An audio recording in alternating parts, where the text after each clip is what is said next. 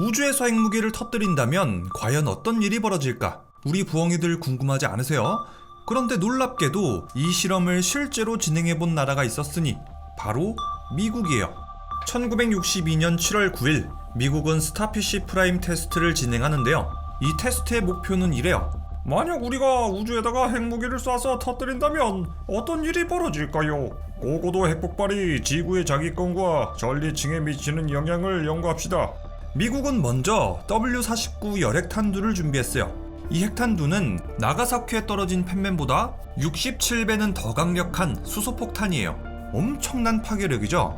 이 W-49 열핵탄두를 토르 로켓에 실은 다음에 하와이에서 서쪽으로 약 1450km 떨어져 있는 아주 작은 섬 존스턴 환초에서 발사했어요.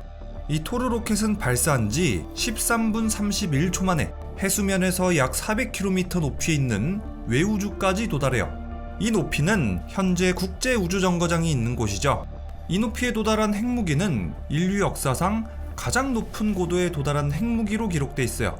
목표 지점에 도달한 핵탄두는 이제 폭발하는데요. 그 에너지가 무려 1.4메가톤.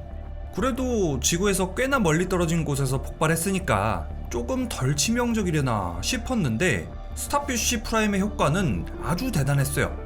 먼저 미국은 우주에서 수소폭탄을 터뜨렸을 때 전자기 펄스, 즉 EMP가 발생할 텐데 이 EMP가 지상까지 얼마나 도달할지, 그 에너지 크기가 얼마나 될지 측정하기 위해서 아주 다양하고 많은 측정 장비를 준비했다고 해요. 그런데 거의 모든 계측기가 측정 규모를 벗어난 거예요. 스타피쉬 프라임이 발생시킨 EMP는 예상했던 것보다 훨씬 더 컸던 거예요.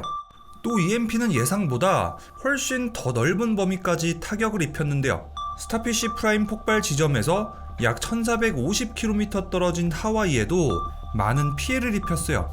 약 300개의 가로등이 꺼지고 수많은 도난 경보기가 울리고 정전도 됐고요. 전자기기도 망가졌죠.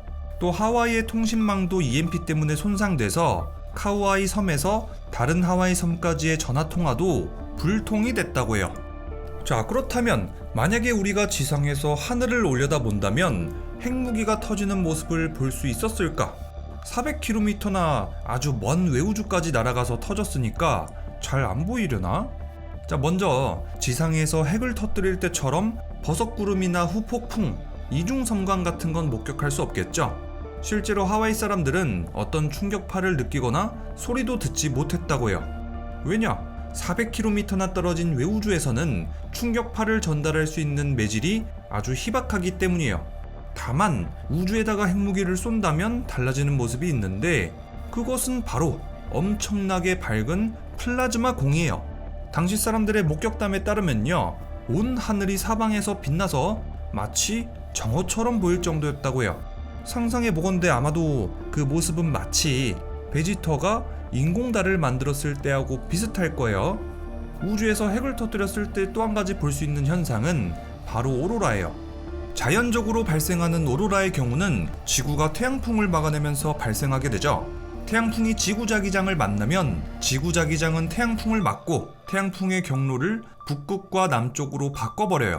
이 과정에서 지구자기장선이 지구 안쪽으로 구부러지고 이 선을 따라서 태양풍은 지구 대기로 들어오게 되는데요. 이때 태양풍이 지구 대기 주로 열권에서 산소, 질소와 같은 가스와 부딪히면서 빛을 발산하는데 이게 바로 오로라예요. 이렇게 아름다운 오로라가 사실은 지구 자기장이 태양으로부터 우리를 지켜주는 모습인 거예요. 반면에 이번 핵실험으로 발생한 오로라는 당연히 인간이 인위적으로 만들어낸 오로라인 거예요. 그 원리는 지구 자기장이 태양풍을 막는 것하고 비슷해요. 우주에서 핵무기가 터지게 되면 전기를 띤 입자, 즉 하전 입자가 지구 대기 분자와 충돌한 다음에 지구 자기장에 의해서 대기 중으로 밀려나게 돼요. 이렇게 남극과 북쪽으로요. 그렇게 오로라가 생기는 거죠. 이때 생겨난 오로라는 핵이 터진 지점에서부터 자기장선을 따라서 남극과 북극까지 이어졌다고 하고요. 이 때문에 오로라는 하와이, 뉴질랜드 등등 많은 곳에서 관측됐다고 해요. 이때 생겨난 오로라의 빛은 정말 강렬했다고 하고요. 또 며칠이나 지속됐다고 하는데 여기서 정말 흥미로운 사실은 이제 뉴질랜드 공군이 이 오로라의 빛을 기준으로 기동한 적도 있다는 거예요. 그만큼 오로라의 빛이 밝고 또 위치도 일정하니까 어떤 기준점이 됐던 거죠.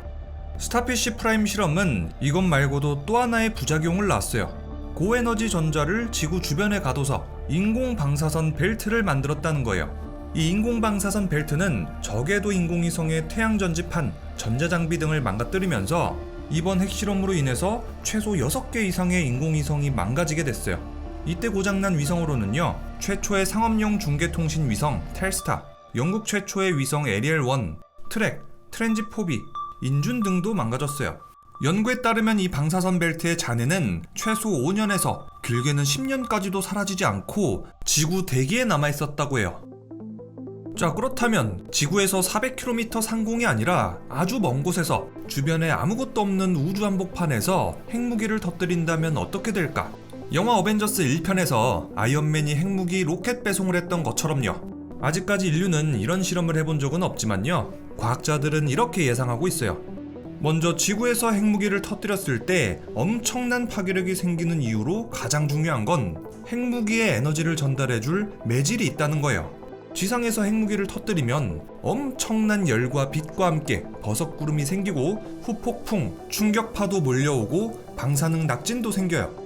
하지만 만약에 주변에 아무것도 없는 진공의 우주에서 핵무기를 터뜨린다면 그 에너지를 전달해줄 매질이 없기 때문에 핵무기의 파괴력은 크게 감소하고 그 터지는 모습도 많이 다를 거라고 해요.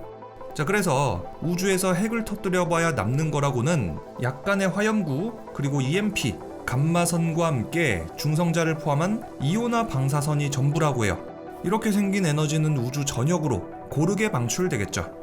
자, 그래서 지금까지 그 어떤 나라도 주변에 아무것도 없는 우주 한복판에서 핵실험을 진행하지 않았던 이유로는 아마도 이런 이유가 아닐까 싶어요. 우주에서 핵을 터뜨려봤자 정말 완전히 의미 없는 뻘짓이잖아요. 또 우주 한복판까지 로켓을 쏴서 핵무기를 옮기려면 돈도 많이 들고요. 그래서 차라리 그럴 바에 지구에다가 보관해놓자, 뭐 이런 생각이 아니었을까 싶네요. 1963년 대기, 우주, 수중에서의 핵실험을 금지하는 핵실험 금지 조약이 모스크바에서 조인돼요. 이 때문에 스타피쉬 프라임은 인류 역사상 가장 먼 우주에서 최대 규모로 진행했던 마지막 핵실험으로 남게 됐어요. 그래도 핵물리학자들은 스타피쉬 프라임으로부터 많은 데이터를 얻었어요. EMP 현상은 스타피쉬 프라임 테스트 이전에도 익히 알려져 있었지만 EMP 현상이 얼마나 강력한지, 그 파괴력은 얼마나 넓은 범위까지 미치는지 제대로 인식하게 됐죠. 또 하와이에 입은 피해를 바탕으로 전자통신 기기가 EMP에 얼마나 취약한지도 알게 됐어요. 그리고 스타피쉬 프라임은 적국의 전자 시스템을 비물리적인 수단으로 무력화시키는 EMP 공격에 대한 연구로도 이어졌고요. 적국의 EMP 공격으로부터 중요 인프라를 어떻게 보호할 것인지에 대해서도 연구하게 됐어요. 현대 문명은 대부분 전자기기로 돌아가죠. 만약에 한국이 EMP를 그대로 때려 맞는다면 발전소, 상하수도, 교통, 통신, 전력 등등의 중요 기반 시설은 한꺼번에 무너질 거예요. 한국의 공장들, 기업들까지 전부 다 가동을 멈추겠죠. 또 우리가 사용하는 스마트폰, 컴퓨터, 자동차 등도 한순간에 고철 덩어리가 될 거고요. 이런 일은 절대로 벌어지면 안 되겠지만 만약에 어떤 적국이 한국에다가 EMP 공격을 한다면 이거를 어떻게 방어해야 될지 많은 논의가 필요하겠죠? 자, 그럼 아까 전에 영화 어벤져스 장면 잠깐 나온 거 보셨죠? 아이언맨이 이제 핵무기를 우주로 실어 나르는 장면이요. 그러면 오늘의 영화 리뷰는 어벤져스 1편이었고요. 저는 리뷰형이었습니다.